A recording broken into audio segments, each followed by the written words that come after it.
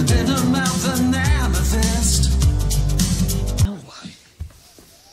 I take you back to your hotel?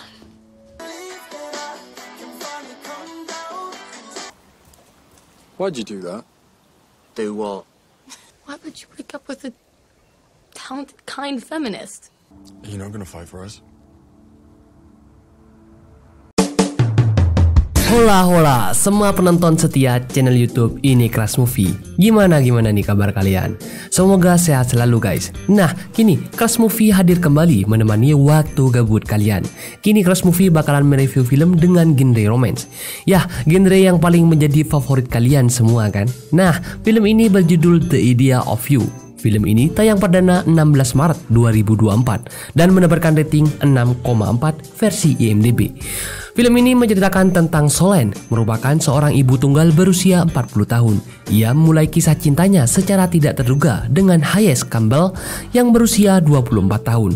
Ia adalah penyanyi utama August Month, boyband terpopuler. Suatu hari Solène memilih untuk membatalkan rencana liburan untuk menemani anaknya. Mereka pun telah memiliki akses VIP untuk acara meet and greet dengan boyband ternama. Meski begitu, Solène tidak tahu banyak tentang boyband itu. Pertemuannya dengan Hayes dianggap biasa olehnya. Namun bagi Hayes pertemuan itu begitu membekas di hati.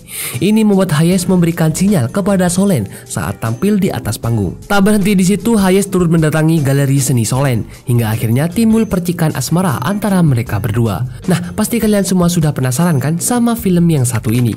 Jangan lupa dibantu like dulu guys.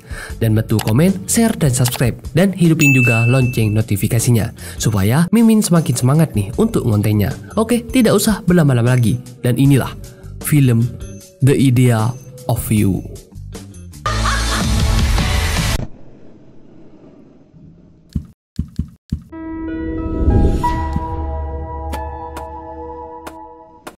Scene awal film ini kita diperlihatkan seorang janda Buddha yang masih cantik bernama Solène yang bekerja sebagai pelukis dan memiliki toko lukisan sederhana. Di rumahnya dia tinggal bersama anaknya yang bernama Izzy yang akan pergi nonton konser boyband favoritnya. Dia dijemput oleh beberapa temannya dan Solène tidak mau ikut, tapi dia hanya mengantar ke rumah ayah Izzy supaya ayahnya yang mengantar ke konsernya. Sampai di sana seperti biasa dia berpamitan dengan anaknya, tapi saat dia mau pulang dia disambut oleh mantan suaminya bernama Dan. Mantan suaminya ini seperti so akrab lagi gitu guys dan mengajak Solène mampir, tapi Solène menolak karena dia harus pergi berkemah. Dia pun langsung pulang dan siap-siap berangkat kemah. Tapi saat dia baru mau berangkat, tiba-tiba mantan suaminya datang dan mengambilkan Izzy bersama teman-temannya. Dia bilang dia tidak bisa mengantarnya karena ada urusan mendadak. Jadi mau tidak mau, Solène yang harus mengantarnya. Setibanya di sana anak-anaknya sangat senang dan berpencar dengan Solène, sedangkan Solène duduk santai di sebuah stand. Karena dia ingin buang air kecil, akhirnya dia mencari dan melihat ada sebuah trainer yang sepertinya itu adalah kamar mandi. Ia pun langsung masuk dan ternyata di kamar mandi itu ada seorang pria bernama Hayes. Pria ini seperti kaget kenapa ada seorang wanita di sana, tapi dia mengizinkan Solène untuk memakai kamar kecilnya. Setelah Solène selesai, Hayes bilang kalau ini adalah tempatnya, melainkan bukan kamar kecil. Hayes juga bilang kalau dia adalah salah satu anggota band yang akan tampil dan ya karena Solène tidak kenal jadi dia bersikap biasa saja. Di sini mereka sempat mengobrol sampai akhirnya Hayes dipanggil untuk manggung. Mereka pun mulai naik ke panggung dan ada banyak penggemarnya yang mulai antri untuk meminta tanda tangan. Di sini Solène menemui anaknya dan teman-temannya dan ternyata Hayes adalah salah satu yang diidolakan teman anaknya. Di sini Hayes juga modus nih mencari tahu nama Solène karena tadi mereka tidak sempat berkenalan. Pada malam hari boyband itu tampil dan Solène serta anaknya dan temannya juga menonton penampilan itu.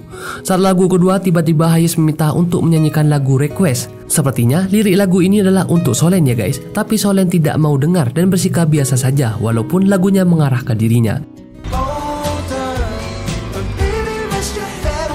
Keesokan harinya ternyata Solène berulang tahun yang ke-40. Walaupun sudah berumur 40 tahun, tapi Solène masih muda dan cantik guys.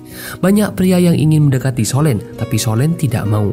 Hari pun berganti, dan Solène seperti biasa mulai bekerja di galeri seninya. Tak lama kemudian dia dikejutkan oleh kedatangan Hayes yang ingin melihat-lihat barangnya yang dijual. Dan karena Hayes adalah artis terkenal, di luar galeri ada banyak banget wartawan. Setelah melihat dan mengobrol, Hayes bilang kalau dia sangat suka sama semua karya seni di sana dan ingin membeli semuanya. Awalnya Solen kaget dan Hayes hanya menanyakan di mana lagi tempat galerinya. Solen pun mengajak Hayes ke tempat lain di mana ada banyak karya seni juga di sana. Setiba di sana mereka banyak mengobrol dan berkenalan, ya seperti Hayes juga punya maksud lain nih, membeli barang-barang Solen, yaitu juga ingin berkenalan dengan Solen. Solen juga bilang kalau dia adalah seorang janda yang tidak berniat untuk menikah lagi karena dia sudah nyaman dengan hidupnya. Setelah dari sana mereka pun pulang. Solen mengajak Hayes untuk mampir ke rumahnya untuk beristirahat sejenak. Solen bercerita kenapa dia bisa bercerai dan ternyata dulu dia diselingkuhi oleh mantan suaminya karena mereka juga nikah dini. Setelah makan dan minum, Hayes juga memainkan musik untuk Solen dan mereka hampir saja lupa diri guys.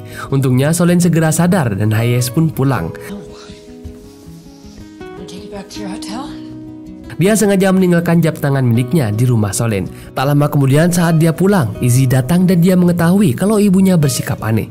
Keesokan harinya Solen mengantar anaknya untuk berangkat berkemah selama 1 bulan ke depan. Pada malam hari Hayes mengirim pesan dan dia sangat senang sama kejadian tadi dan dia tidak bisa melupakannya. Huhuy. Sebelum tidur sepertinya Solen juga penasaran nih dan menonton video-video Hayes di YouTube. Keesokan harinya Solen datang ke apartemen Hayes sebagai penata busananya. Tapi bukannya bekerja menata busana, tapi mereka malah bercocok tanam menata masa depan. Hai. Kini mereka benar-benar melakukannya. Oh my god. Emang pesona janda muda sangat menggoda ya guys.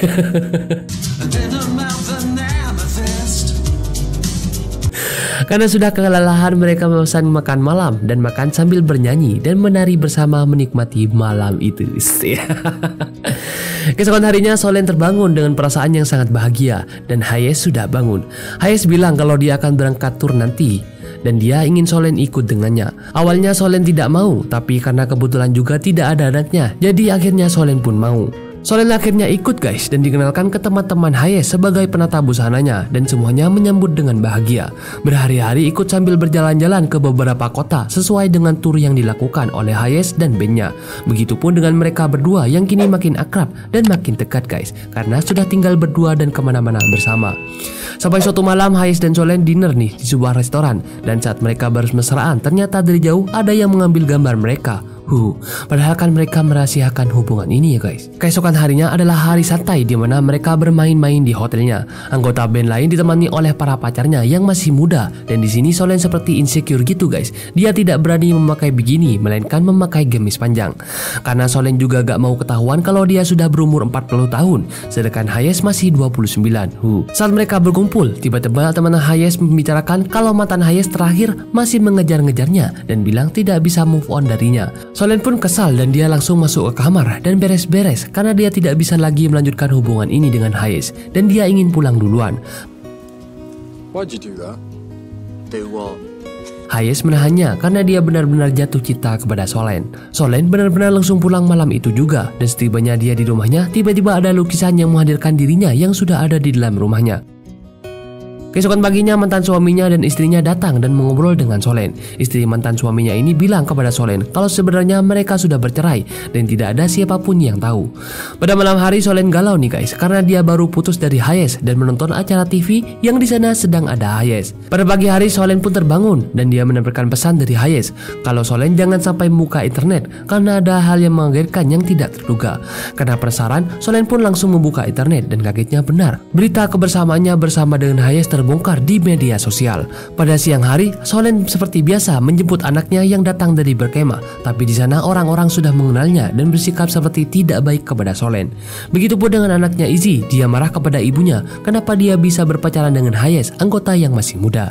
Ibunya menjelaskan kalau dia tidak tahu apa-apa dan tidak bermaksud untuk merahasiakan ini kepada anaknya. Ternyata respon anaknya malah bagus guys. Dia senang kalau ibunya ikut senang, jadi anaknya ini mendukung Solen untuk kembali kepada Hayes.